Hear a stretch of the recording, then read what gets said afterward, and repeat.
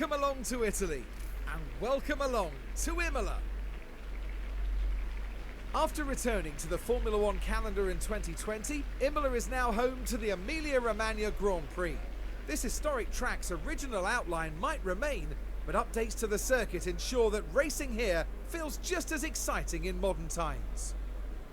Imola has no fewer than 4 chicanes, with the variantes putting a slow-speed corner into every sector around this historic circuit. It's a high downforce track with sharp turns breaking up the straights. Alpine are debuting a brand new driver here, and that could shake things up. Hey, Decathlon Gamer, welcome back to F1 Manager 23. This is episode number 4. Settling in now on our season. The first 5 races are out of the way, the first sprint races out of the way. We've got things set for what we need to do to create the challenge at the highest level that we want, beginning with season 2. And therefore, we're going to make our way through season 1 as fast as possible, hopefully making at least 3 races, maybe more, within this episode, depending on how things go. So let's get straight to the racing here at Emilia-Romagna. Here in Imola, the drivers are ready to take on the 63 laps of the Emilia-Romagna Grand Prix. Nick de Vries certainly has the potential to show his worth here. I don't think there'll be many expecting them to mount a challenge from P19, but I wouldn't discount their chances. This should certainly be a good one, folks.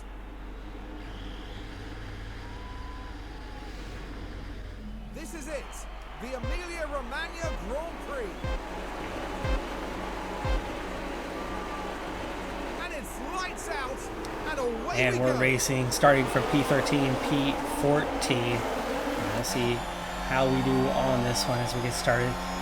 Lap 1 incidents have not really occurred yet as we enter this 6th race. Will we get one here? This, one of the easier first chicanes that you're going to face. It's not as tight of a corner. You've got a bit more time to kind of prepare heading into it. Slowdown is not as severe. Makes things possible to keep it clean, and so far, as we've already done half a lap, it is exactly that. It's clean across the board here. While in cruise control, Albon with a mistake here, and he's going to spin. Fortunately, he's going to get going again real fast and only lose about 4 seconds before he rejoins the track at just 1 position as Norris pulls clear into P13. Albon down to P14, still ahead of his teammate who he had been pulling away at a regular interval on to get away from him. It did take a little bit out of the tires, but really not much. It had some heat to him for sure, though, as they warmed up, but we really weren't that bad, and we were going to go for another 5 laps or so before it's time for us to hit the pits. I think we're going to be okay to wait that one out and head for there from seemingly P14, P15, almost the entire field doing the one-stopper with medium, presumably to hards. Norris a little ways ahead of us, also hitting pit road at the same time. Albon is going to come in. Norris is already out of the way before we even hit our box. It looks like we're also going to have an Alfa Romeo behind us. Let's hope there's no mistakes here. 2.519, decent stop. Sargent will be pitting on the next lap. Sargent currently standing in P12, live standing wise. Better stop our first time under a 2.5 with a 2.476, which by the way is still very slow compared to other teams. That was 9th, and not everyone has pit yet, so that's going to be outside of the top 10. So we're not even cracking the top 10. The 6 points that we have in the DHL fastest pit stop standings remain all that we have amassed so far in the season. It looks like that's going to stay the same here.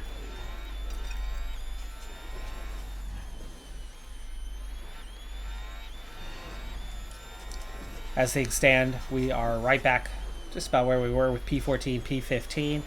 The 2 Alpines and Hamilton, the only ones yet to take their pit stops.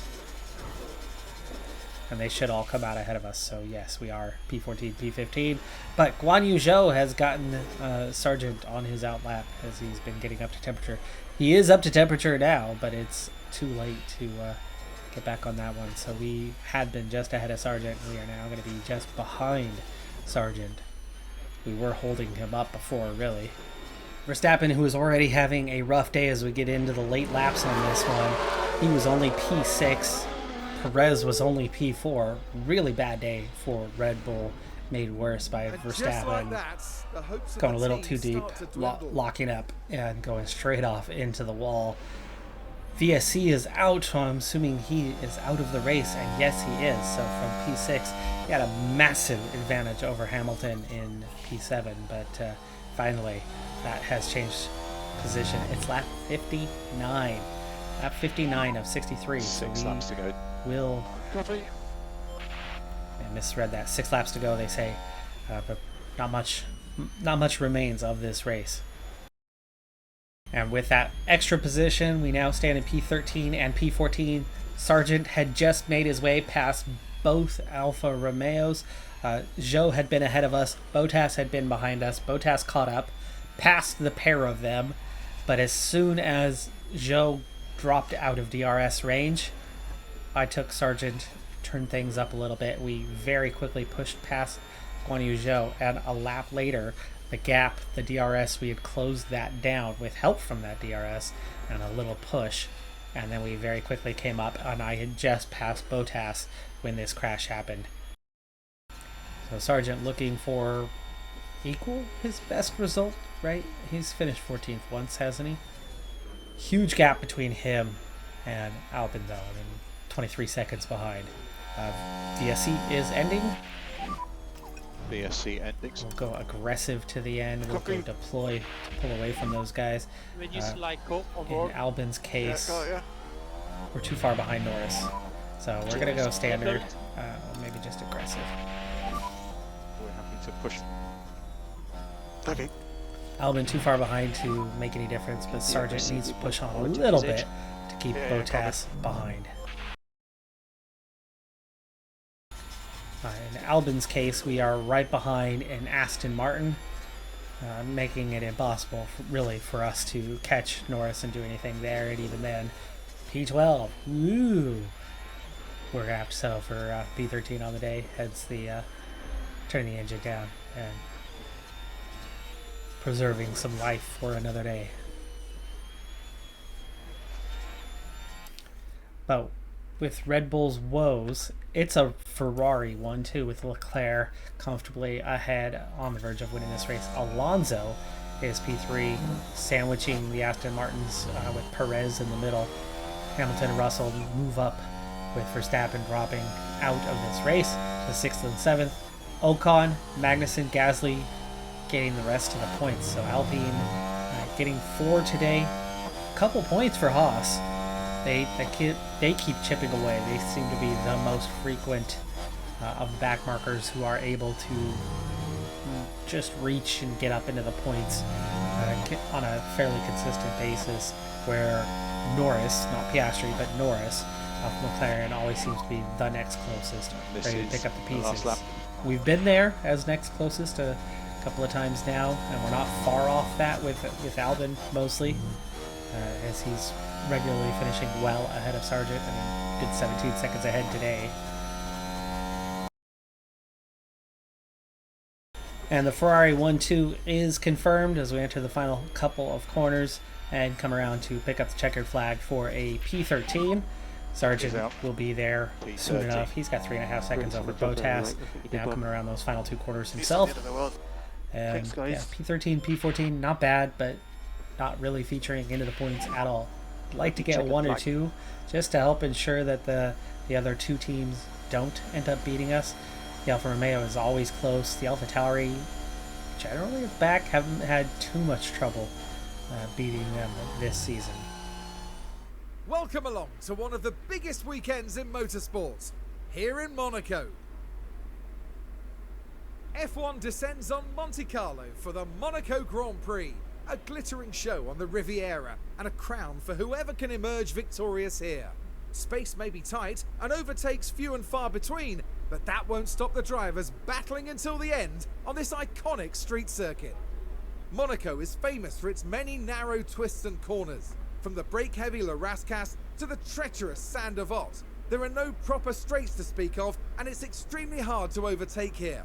It sounds like simple advice, but getting up as high on that starting grid as possible is the best plan of attack.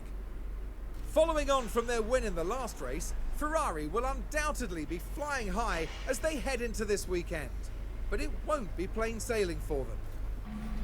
The streets of Monte Carlo are ready as the drivers prepare for the 78 laps of the Monaco Grand Prix.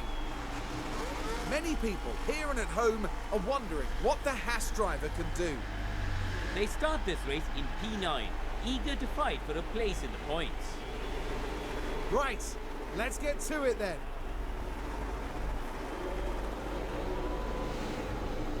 We're here and the streets are abuzz at the Monaco Grand Prix. It's lights out and away we go. As a kid, my dad was, and still is to this day, a NASCAR fan. That's what I grew up watching. Over time, thanks to Portland International Raceway, the home track, I came to know and appreciate IndyCar. I had never even heard of Formula One. In the 90s, it was not popular in the US. It had a phase before that where it certainly had been, but by the 90s, we had no representation. We had nothing to There's nowhere to go. place us in a position to see, to recognize Formula One. But thanks to my PlayStation 2, or was it the original PlayStation? It might have been the original PlayStation. Anyway, thanks to F1 95 or 96, I think it was 96. Not only did I learn how to drive from playing that game, or at least the concept of driving, but I came to know and love Formula One. There was one track above all else that I played to my heart's content over and over and over and over again. The only one, besides maybe one other, I think maybe the Nürburgring, I had tried to 100%, but I 100% raced Monaco over and over again as I got better and better and better and perfected the art of racing games. The only race that then I found on TV for the next 20 years was Monaco. Until finally Formula One came to the US. And as much as I hate Drive to Survive and how awful, how manufactured the drama of Drive to Survive is, and I literally turned off 2 seasons ago, a year later. I did not watch it at all that year. Finally, when the next Drive to Survive was coming out this year, I turned it on. Didn't even make it through one episode. Couldn't do it. Could not do it any longer. I could not put up with it. By the way, we currently sit P13, P14 in this one. We're going to go neutral now. But I'm going to keep pushing. It's raining. It's damp. 1.5 millimeter is it. There's still some grip out there. It's not bad. But I'm pushing. I do have every intention of pitting at some point in this race. But as much as I hate Drive to Survive, it has brought an audience in the US to Formula One, which has improved the availability of just seeing it. When I had first moved abroad, I lived abroad for a few years, taught high school overseas, halfway around the world. When I did that, to my knowledge, Formula One was not available in the US. When I came back a handful of years later, a few years later, they were now showing Formula One. Races only, right as we entered that new era, 2014. And that was where I really actually finally could become a Formula One fan, because it wasn't available to me prior to that. From then on, for a decade now, I've watched every session, and like a year later they started showing practice sessions as well a couple of years later. Certainly once ESPN stopped doing their own broadcast of it and purchased just the rights to the BBC coverage, and from that point on it's all been there. Every practice session, every qualifying session, every race. And I watch it all. Love it all. But for me, it all started with Monaco. It didn't take me long growing up. I loved NASCAR like my dad as a kid. I loved Rusty Wallace. That was my guy. But that whole drive fast, turn left thing, oh, for me it got boring. It got real boring. I like the number of cars. I like how close they race. But that whole drive fast, turn left thing just doesn't do it. And a technical track like Monaco does. We're 4 laps in. We're sitting 13th, 14th. We'll see how long we can keep this up. Will we pit at all? Will I change my mind and stay out there and keep the track position? I suppose I might have to wait and see if other cars pit, because giving up our track position and going to the back of the grid will not pay off. But will others pit as well? If they do, then I think I'll join suit and pit at some point in this race. Right on board with Norris, who's with Albon, who's all over the back of Norris, adding in the deploy, see what happens, because we, with pushing anyway, are clearly faster than him. Can we overtake him? Best place to do it is just here in a moment and Sandoval, and no. But up the hill, all over the back of him, just can't quite get up beside him. So hard to overtake here at Monaco, including in the game. Last year it wasn't too hard to overtake here at Monaco, but we are finding it rather difficult. Pack's on the low side now. And there goes copy. battery. Let's go ahead and harvest for now and go balanced. Get the pack under control. Yeah, copy. We are a third of the way into this race, lap 26, and the track has dried up just a little bit, though it's still raining, and it's expected to continue raining throughout. We should stay in intermediate conditions throughout the race, but this could maybe lead to somebody diving off into the pits and putting on the dry compound, but there is no grip as it is, so we'll have to stay out there. In the meantime, I have settled down. I have harvested a bit. I've definitely recovered quite a bit of fuel and brought the temperatures down on these intermediate tires, not pushing like before. And we're still only 1.3 seconds behind Norris, even after backing off on everything. So we do have better pace than Norris does, but once you get around him, where does that put you?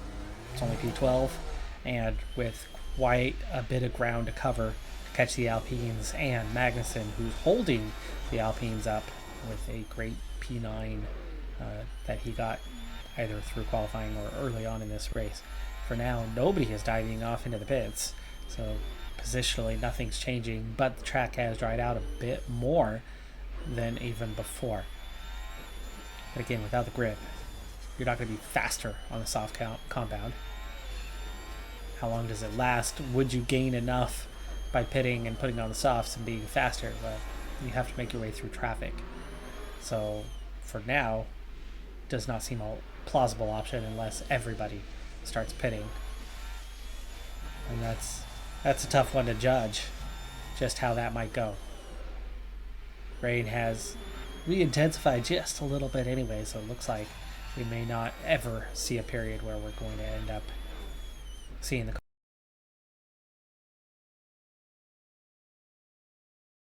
down the main straight here. We are much closer, and we're going to have a look up the inside, but not quite get around Norris. And then again up the hill. We have 2 looks, 3 looks, just unable to squeeze into the space because there's just no space. It's such a skinny track, as the track has gotten back to damp. And I think that's part of the reason I was able to catch up to Norris so quickly there, was that he was struggling in the conditions a little more than Albon was. I tried to take advantage of it and turn it into an overtake. Looks like we're going to get one last chance as we come through Larascas and down the main straight once again. Otherwise, we are going to be out of battery. Currently low on pack. And there we go. That was it. That was our last chance for a little bit to see an overtake. We've now tried twice in 30 laps to get around them. Again, we weave, but we just cannot get a nose up in there. So let's harvest. And we have a crash a little over 40 laps in. We've just been blue flagged. We had just been blue flagged and had gotten out of the way of the Mercedes. Get back up to speed. The Aston Martin then just drives into our rear end. Are we going to get the penalty, though, as we were the lapped car who was getting out of the way? Entirely possible. Is it local yellow? Is it more? What's going to happen here? We have suspension, minor damage. That's not bad. We'll continue on with that one. Pick up a penalty. He gets hit from behind, but he gets a 5-second penalty. Why? Because he's a lapped car, and you have to be out of the way of lead lap cars. That same lap car is still behind us. This is probably going to cost us a position later on in this race. However, what we now have is a situation where we have a almost healthy gap. It's not yet a healthy gap, but Albin, I was already working on it. I had backed off. I had refilled our battery. I had conserved some fuel, conserved some tires. And we saw ourselves nearly Stroll pits. So Stroll was the one who drove into the back of us. That wreck was entirely his fault, except that he was on the lead lap and Sargent was a lap down, and so Sargent gets an automatic penalty here. But right now, at this point, I'm going to keep him out there, keep him running. He's holding up Sonoda. He is slowing down other cars, giving us more of a gap for Albin, who ahead of Norris. Huge gap, but I do want to take that gap, close it down. If we can get by Norris, we'll try one more time. If we can get by Norris, then we will continue to drive on and try to drive away from him a bit to open that gap and then pit. If we can't get by Norris, then we're going to take our chances and pit and give up some track position. Giving that 13th position to Sargent, who now is holding a 5-second penalty. Not something that I was expecting when I made this plan. But at 15 seconds, we're not too far away from being able to pit and come back out ahead of Sargent, and then use that fresh set to comfortably catch back up to Norris. And then later on, when the pace difference is massive, finally get an overtake done. At least that is the theory as it stands right now. So Albin will 100% be pitting as soon as I find it to be a viable option. Pit lane time loss is estimated to be 22 seconds. So that's the big one to keep an eye out. We very much do not have 22 seconds right now. But with Sargent, it's now Sonoda just behind him. And Joe is now 28, 29 seconds back. So actually, we are in a position where we would really only be sacrificing a single position behind Sonoda, who's bunched up behind Sargent, and Albin may be able to use that to his advantage to put some pressure on and get that overtake done, especially with the fresh compound. So we are going to be pitting relatively soon. We have now caught up to Norris, or at least just about. Car I need to keep an eye on for the next little bit is Hamilton. Hamilton is closing in on us pretty quick to lap Albin. When he does, the blue flags are going to knock us back, and then Russell's just a few seconds behind him, Alonso just a couple seconds behind him. So instead of losing that time times 3 with those 3 cars, I need to stay ahead for that little bit longer, and we just peeled. Albin just got out of the way. Albin just got out of the way, even though we still had a pretty comfortable gap. So I think this lap needs to be the lap that I go ahead and pit in, because our gap to Sargent was out to almost 20 seconds, and then we just lost 3 seconds, and we're going to do this. We're going to rinse and repeat this process a couple of times and lose significant time. So we need to pit now, knowing that those guys are going to lose some time as well here at some stage. So it's time, folks. We're going to give up 2 positions, 1 to our teammate, 1 to Sonoda, and we're going to come back out faster. Let's see if this pays off. There are a few cars that have opted to pit. We're not the only ones going for this strategy, but it was about positionally on track where it's going to bring you out at. And we do have an Aston Martin, who's going to be in some near traffic. 2.475, decent stop for Albin, but we do come back out. Still ahead. We are still ahead, folks. There is Sargent behind us. So we have managed to come out ahead of our teammate. Oh, that is fantastic. And we can absolutely now push.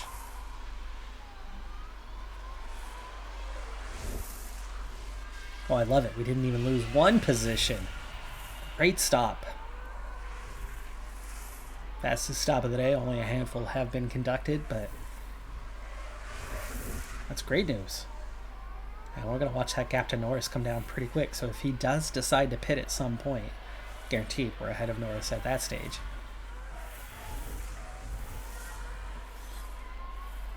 And you can see how quickly we're pulling away from Sargent here. I do want to push on for a little bit longer to open that gap, close that gap down ahead of us, and yeah, get in a position where if Norris does pit, we don't have to worry about him coming back out ahead of us. We want that undercut to absolutely, without a doubt, work. Albon still in P13, now lap 63. We've got about 15, just shy of 15 laps to go in this race. And we are now inside 3 seconds on Norris. And I've not been pushing for quite a while. We pushed for a bit to open that gap on Sargent and start closing it down, get those tires nice and warm. Where right now, we're conserving them so that we really have a push, as now we are officially at 15 laps. Getting lapped is something that's going to happen just behind us, I think, with Leclerc. No, we are already 1 lap. That's the second lap down that we are potentially facing. Yikes, there's only 5 cars that are on this lap, so the field is quite spread out. But all of those guys that are on the same lap as me, none of them have pit, and they're all in the 50th percentile now on their tire wear. So at 88%, Albon is going to be cruising. Now Sargent, though, he's got some traffic behind him and a penalty to serve. I'm thinking that we might need to serve that penalty, but you can see the intervals aren't that big. He's going to come back out in 20th position if he does.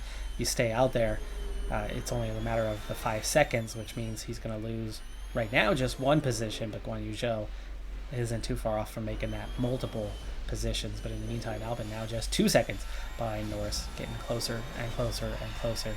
And we've got plenty of battery, we've got plenty of fuel, we've got a big tire advantage this time. Can we finally make an overtake? Well, one thing that's going to happen is the Ferrari has just lapped us a second time. That's Leclerc, the race leader. We're 2 laps down to him. Terrible. Now I have pit once, but we've made up that ground that we had lost. Catching up to, and him getting that is going to bring us back in, but we're at 3 seconds down on him right now, so we are not going to just suddenly follow the Ferrari and catch up. But now that he has gotten out of the way, we are just 1 second behind. 1 second behind the McLaren, so we're going to try to make our move here fairly soon. But it's 40 seconds to the next car, so I think at best it's going to lead to 1 improved position this pit stop, and that's it.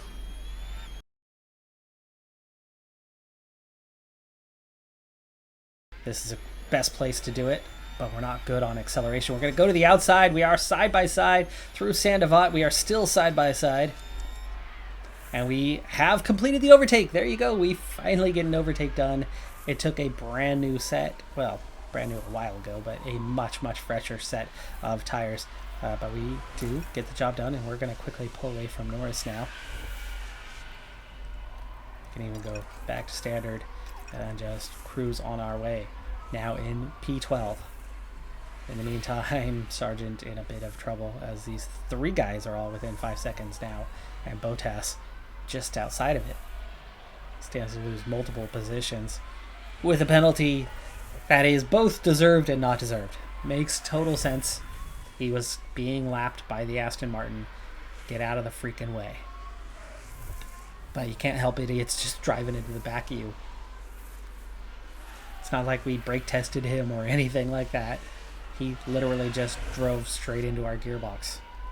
It's his own damn fault. It's his own damn fault. We would have gotten out of the way in about a corner. He would have lost 1/10 of a second. The car that he was chasing lost more than 1/10 of a second themselves trying to get around us. That's part of the beast. It's the name of the game. Most sports don't have blue flags. You gotta overtake them on merit. It's going to be Track has changed to dry, but it's still no grip, so I don't think we're going to encounter a situation where we're needing to switch to a dry compound here. Albon, meanwhile, has already gotten 6 seconds away from Norris and is closing up on the Alpines, but it's much too big of a gap, I think, for him to catch them before the end of this race. But this is actually one of our best opportunities to get into the top 10 and grab a point. It may still happen. How's that tire wear looking? 35% for Sargent. It's the worst because of the incident. I think he got slid. He slid after getting hit in the gearbox and took some extra wear, but we did push for a long time as well. Sargent has been overtaken by Tsunoda after all this, that 34%. He's going to fall off that cliff and lose a lot more pace too. I may just have to pit, serve the penalty. We don't want that penalty to carry over into, well, no, it will be applied as a 5-second penalty here at the end of the race. Hulkenberg on fresh set is the one behind. Safety car has been deployed. We're going to pit. We're going to pit right now.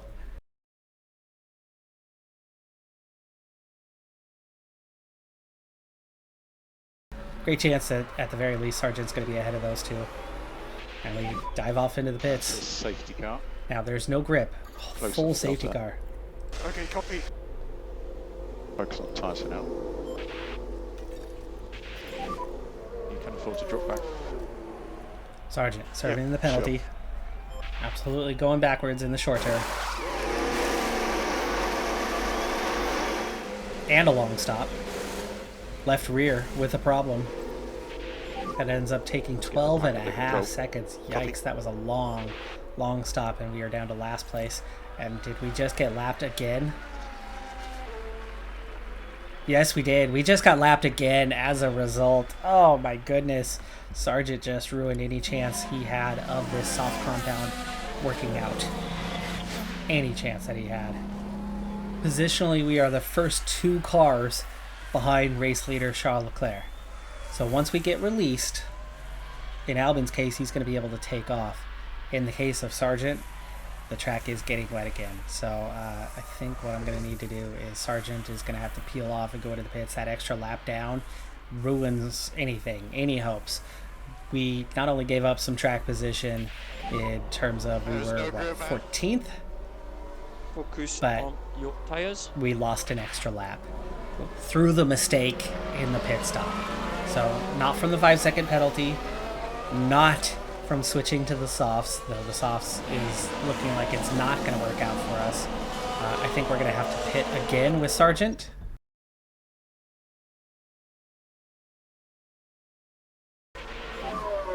How many laps do we have? 6 laps to go. Good thing about that was we just put in a really good time, second fastest pit stop.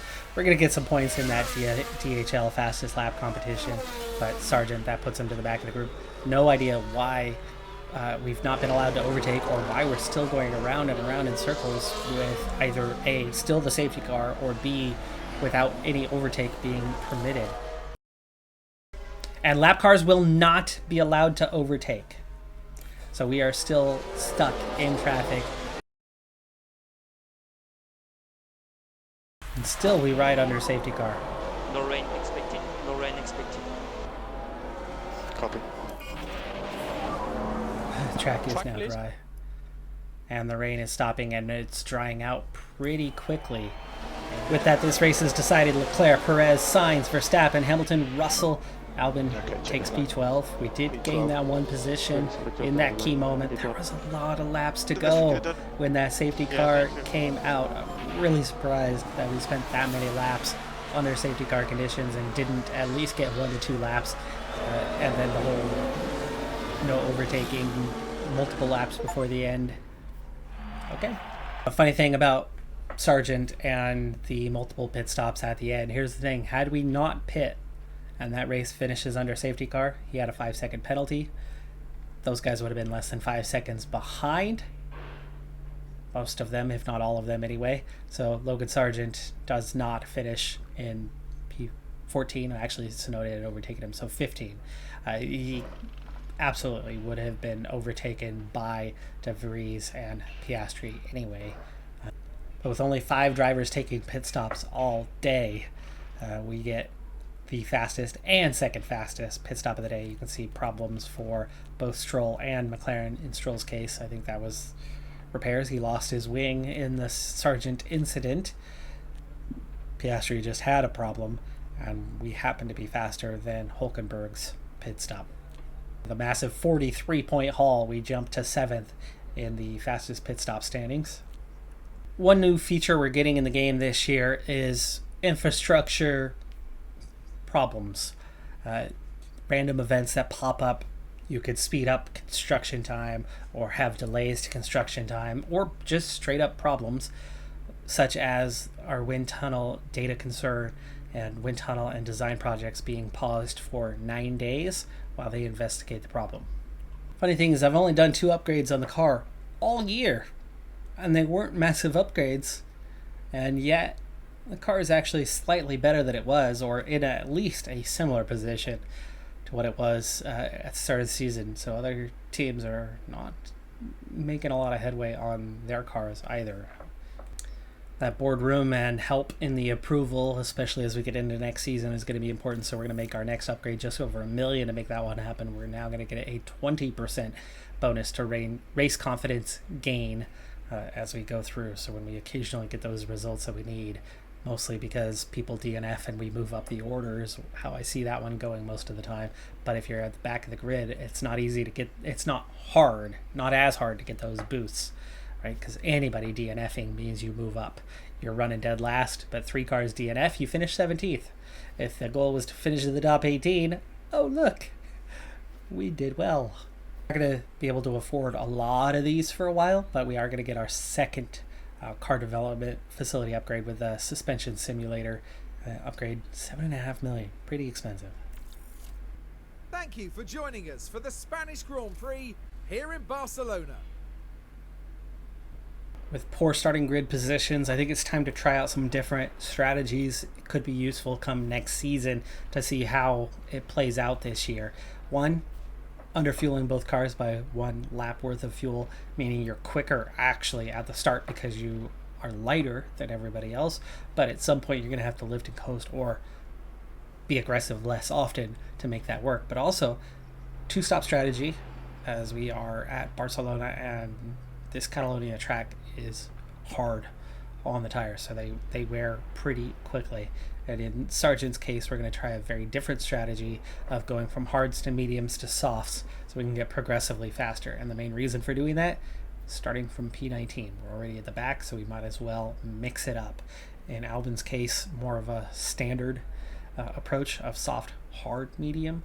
But even then, there's going to be cars that are going to be trying to do something like a soft, medium, soft, and they're going to be really slow at the end of their stints. But when they first start their stint, they're going to be pretty quick, and so they're going to have a lot of varying pace out there on track. The stage is set here in Barcelona as we get ready for 66 laps of the Spanish Grand Prix. And it's always an entertaining race when Yuki Tsunoda is involved. What can they manage from 18? It'll be interesting to see, that's for sure. But just what will happen here, your guess is as good as mine.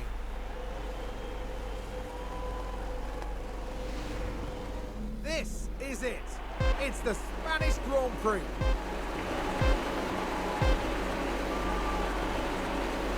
And it's lights out and away we go. And we're racing in Barcelona, starting from 13th and 19th on this one. Sargent gets a good run up to P17 for the time being, and Albon has himself a nice little run as well. This is one of the highest positions we've been in for a long time, and that's partially because some of the drivers around us have started on the mediums. So track position, good start. Opportunity here. Let's go full attack for Albon to try to get ahead of that Alpine.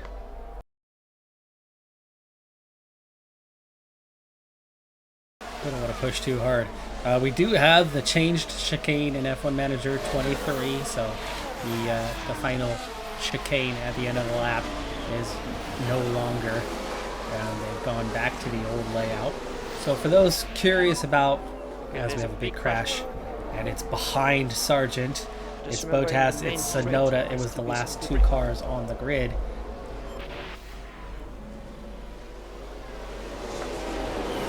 Grateful that Sargent was not involved for the 30th time, or however many times it's been, as he has been a regular in incidents.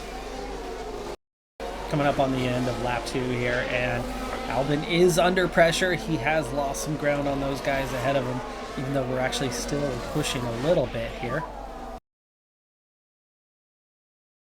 My verdict on the game so far. If you didn't like F1 Manager 22, Okay. first off, what's wrong with you? Though actually I know that that's popular opinion. I think it's a great game, as Albon already overtaken here just a few corners later, so he's down to P12. Joking aside, F1 Manager 22 is a game that I enjoyed immensely. Motorsport Manager, for comparison, was also a game that I very much enjoyed. It was one of the staples when I first started the channel some years ago. So I have no hate for Motorsport Manager, and it did a lot of good things. This is a game that brings a whole new level of 3D element to it that has some real quality that wasn't there with a game like Motorsport Manager. And does it offer everything?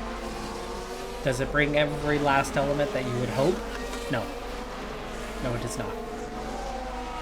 There is elements of F1 Manager that are lacking. Another big crash. De Vries and Bottas now. Start finish. No, it's De Vries and Piastri, it looks like. So again, just behind Sargent, or this time just ahead of Sargent. You can see not all of the elements that can be there are there now. In terms of the manager sports management genre, they follow a model that is typical in the genre. And as much as I love Football Manager, as much as I love Pro Cycling Manager, neither of them have anything remotely close graphically to what we have here. At least not 2023. This also has a level of control. You are the team principal. You are not the drivers themselves. So telling them to push, telling them to lift and coast, telling them to use their overtake, those are standard commands from the wall. And what you can impact. Sitting back and letting the drivers drive, that's the nature of the beast when you are the team principal. So for that, the realism factor is spot on, as we retain 12th position for the time being, but without DRS, I feel like Albon's a sitting duck here, and it does eventually get overtaken. Not the first time here, but a second time. Certainly could recover that in time here. It's lap 7. I am going to speed things along here pretty quickly. But in comparison, direct comparison of F1 Manager 23 to F1 Manager 22. Actually, hold on. Before that, going back on the concept, right? They do what sports management games do. And they provide it with far better graphics than what others do. The amount of realism that they have here in terms of race management is very good. They don't give us everything that they could outside of the race management at this point in time. But there is one key upgrade from 23 compared to 22 that I am absolutely in love with. I like changes regarding driver training, staff training.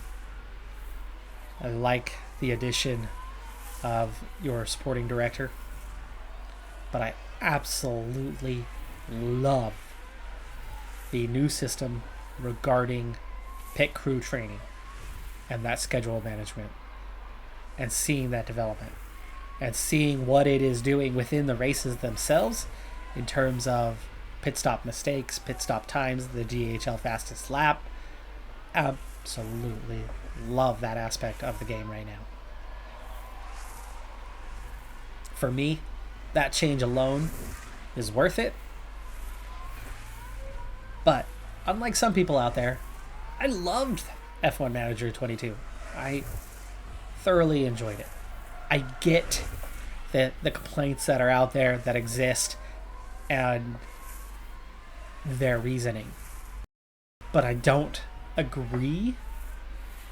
I agree with many of the arguments, but I don't fully agree with the basis for the argument. In order to have a game come out and not be an empty shell and being very playable and having few to no bugs, and then adding more and more content year by year, that's the nature of the genre, folks. So the sooner we all accept that and then just get on with life, the better. Now, Football Manager in particular is a game that has a big team, and they do make development gains on a yearly basis. They do make some changes. Pro Cycling Manager is one that is the same freaking game year after year with very few changes. They have a much smaller team. They use that as an excuse for why they don't change the game. I think that little hit and miss for me on that as a reason, as Norris squeezes past Albon for the time being. As we are on the softs, you can only push so long. Oh, Magnussen and Hulkenberg, wow, those guys are good. They have got to be pitting soon. They have gone really deep. I'm going to wait until we get closer to our window to actually start pushing again. In the meantime, our fuel, which helped us get forward early on, is slowly getting closer to right, and I hopefully we don't have to lift and coast, but it's making it hard to potentially push at some point to regain some track position. Piastri with a lockup in turn 1. He was already at the back end of the grid. Sargent still in P16 for the time being, and what are our gaps looking like? Sargent 6 seconds behind, half a minute ahead of those guys behind him, so big gaps there. Definite chance for him to score top 15 potentially today, and Guan Yu Zhou is more than 6 seconds behind us, and it's awfully close from Albon through P10, 2 seconds between each car. Those guys are running a lot closer than Zhou is, though it is more than 6 seconds physically to Gasly, but there are 3 cars in that gap, and it's not much more than 6 seconds. So anyway, back on my verdict. I really liked F1 Manager 22. F1 Manager 23, even more so. In particular, what they've done with pit stops. Both as an element that you control non-race day and what it does on race day itself. The immersion, love the difference, the impact, the feel. It was a very empty piece in F1 Manager 22. Here it's not. I think Norris and Albon are both slowly closing in on Magnussen, whose tires are not in good shape. Hulkenberg as well. It's given us a chance to get closer to those guys. We went from 2-2 and 2 to 2-1 and less than 1. So we've definitely picked up a few seconds on Hulkenberg, a couple seconds on Magnussen, and just behind Norris here. So things are looking pretty good. Still overheating just a little bit for Albon though, but not bad. Very moderate overheating, probably due to how close we're following Norris. As Stroll pits, first one to do so. And as we're on the softs and going for a 2-stopper, we should be entering our pit window. So that's a very early pit stop for Stroll.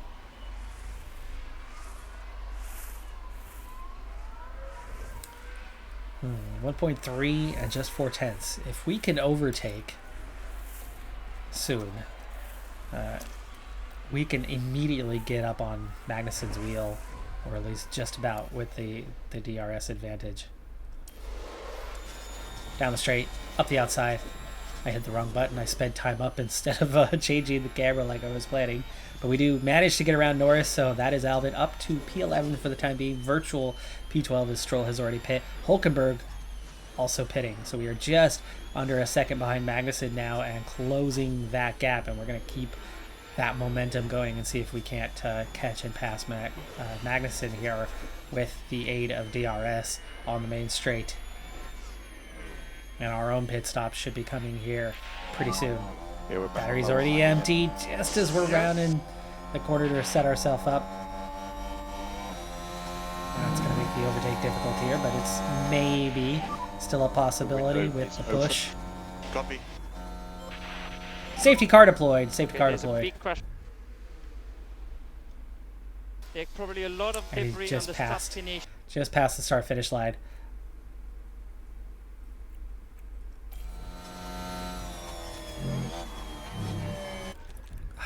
That overtake was coming. That overtake was coming. It's a few laps early, but we are going to pit.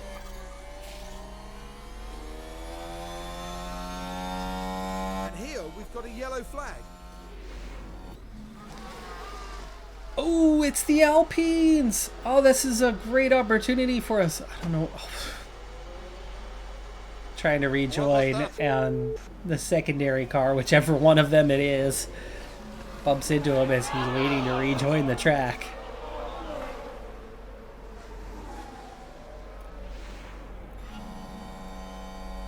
And they're both out. Gasly and Ocon are both out. Albon is into the top 10. Keep Delta positive.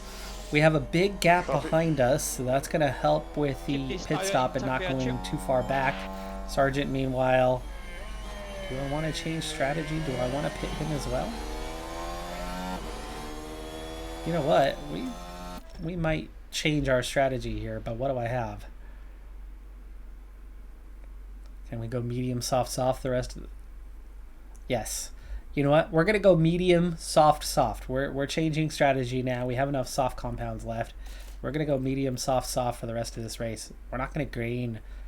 We're not gaining track position by staying out. And we're going to be slow. And then we're going to end up pitting in 10 laps anyway. We might as well, if we're going to do an extra pit stop, we might as well be faster.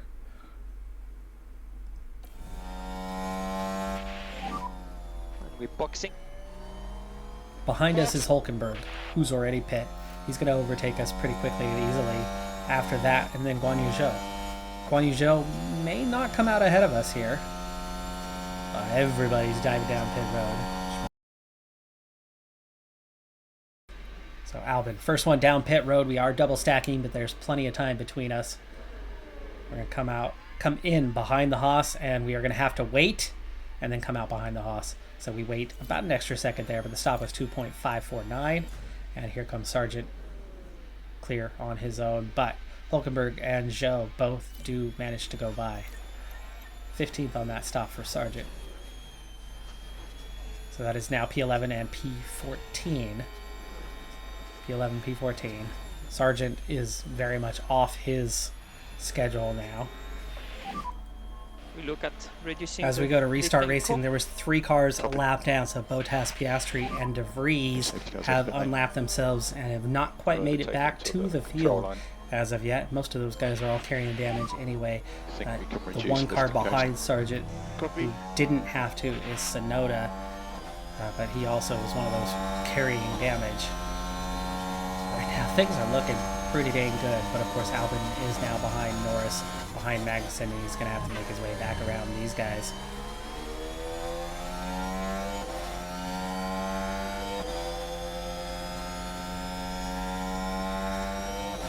Sargent currently running the advantage of being on the mediums. I'm already going to drop him down to aggressive here. Back off a bit, please. Copy. Oh, big crash right in front of us. Big crash right in front of us. We have to slow down and let Hulkenberg go Big crash, by, one but Be careful for debris. two more cars ruining their own day here. Giving us more positions in a competitive way to try to score some points today. It's the McLaren, it's the Haas. We're really left with one Haas left to compete with, who managed to overtake us as we hit the brakes to get out of the way of the crash, and he just dipped by underneath. But Noise to manage the tires. Copy, copy. local yellow already cleared, so we are now standing in P10, P12 with our race against Hulkenberg. and Joe and Tsunoda, really. Magnussen, the one with the penalty. Norris will continue on, may try to recover, could be a threat later on, but probably not.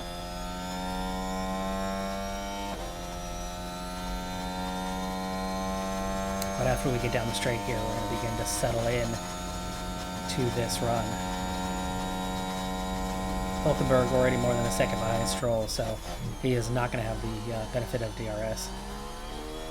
Let's go neutral. And standard, we're going to keep the engine going for a little bit to keep up the tempo overall. Okay. Here on lap number 40, Albon is all the way down in P16. We've been stuck behind Magnussen, unable to overtake him. We've also used up most of that spare fuel that we had. He has just that one stop remaining of the medium compound. He took some extra wear with that big lockup, so he's a little bit below where he needs to be, but otherwise has done fine in these regards. But we also did pit a few laps earlier than expected and is now going to have to try to stretch that to set up his run on the mediums. But he's doing all this from P16 without much pace right now. Sargent has had pace. We were able to overtake Tsunoda. Sorry, not Tsunoda, Guan Yu Zhou. Guan Yu Zhou is going backwards. He's all the way down to P14. But Norris has come from well behind this group. He was ahead of Albon after Albon's mistake, but not much. Now Norris is all the way up into P10 and just over, or now just under a second ahead of Sargent. So keeping up with Norris is going to be a daunting task for us here in these final 24 laps. I think I have stretched long enough for Sargent on the mediums that we're going to find something that will work, either by stretching and then just going to the softs and stretching those. I don't think I have another set of mediums to use, so I would love to do that. But following behind here, Norris should help us out just a bit. And so let's go balanced, because pitting twice means he's not going to have a chance here. All we have is the softs or the hards that we started the race on. No way I'm going back to those, especially as used as they are. And the softs lifetime is 27 laps. And Albon heads down pit road here for his final stop, going to the mediums. And we're expecting Sargent to pit in the next lap or two, so it's difficult days for him. Tsunoda with a spin, that's good for us. He's absolutely one of the cars that was challenging. Not a great pit stop, but 2.529 is not a terrible pit stop. Norris pits. He has an issue on his pit stop. He's going to pit one lap sooner than Sargent. Will that benefit us? Will we gain enough seconds to come out ahead? I think we've lost a lot of ground, though, on the last few laps, trying to stretch long enough to not have the same problem at the end of the race. Oh, big mistake right ahead of Sargent. Magnussen with a big lockup. Albon has gotten around him as well. So while we dropped a position behind Bottas, we've now gained one, and we are now P12, P13. Norris has already caught and passed Guan Yu Zhou, and we're expecting Guan Yu Zhou to part ways for us here at some point as we get lapped by the Ferrari. Sargent already a lap down, actually, so Verstappen has already gone by. Guan Yu Zhou's down to 22% on those hards. He has to pit. He can't make it the full distance. So virtual P11. We've got a 5% advantage over Norris. We've got a 9% advantage over Hulkenberg. And their lap times versus my lap times, they're faster. They are faster than Sargent. But is that because we sat up last lap and let the Red Bull go by? Could be. Zhou has now been lapped and we've caught him. And he is way off the pace, and we are up beside him, and we are going to pass him right away. So there is now P11 for Sargent. DRS. Pace advantage. Doesn't even touch the overtake. Doesn't even touch it. That battery stayed exactly the same all the way through the acceleration zone. Tsunoda has also caught up to Bottas, so for Albon, P12 is possible, but for Sargent, we're 15 seconds behind Norris. So it was less than 5 seconds behind Hulkenberg. Stroll pits, but huge gap to the Haas. So he's only losing one position here. Maybe going for the fastest lap. As the team is safe to have both P7 and P8 here.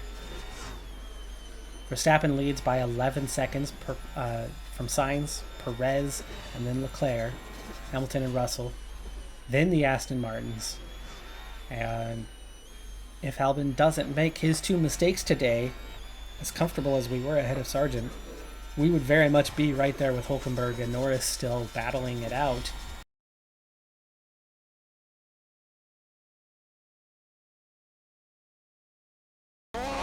Oh, and then Sargent spins.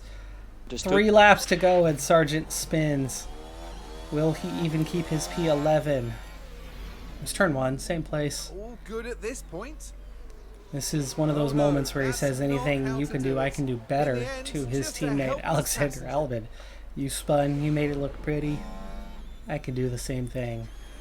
Sargent does get passed on track, however, is not by a car on the same lap, so he does retain his 11th position, but is now just 3 seconds ahead of Bottas, and suddenly his tires are overheating and have jumped down to just 33%.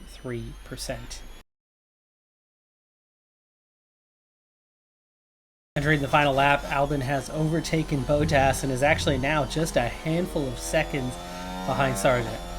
After all of that, after those 2 big mistakes and that huge gap that he has now made his way forward enough to get up to P13 within a second of Tsunoda and pulling away at least a little bit from Bottas here. Verstappen takes the win. Perez has moved up to P2, so it's a 1-2 for Ferrari. Sainz and Leclerc. Alonso back up to P5. Not sure what happened there. Did Russell and Hamilton pit, or did Alonso overtake those guys and pull away that quickly? Sargent claims P11. Albon. It's going to be a P13 for Albon.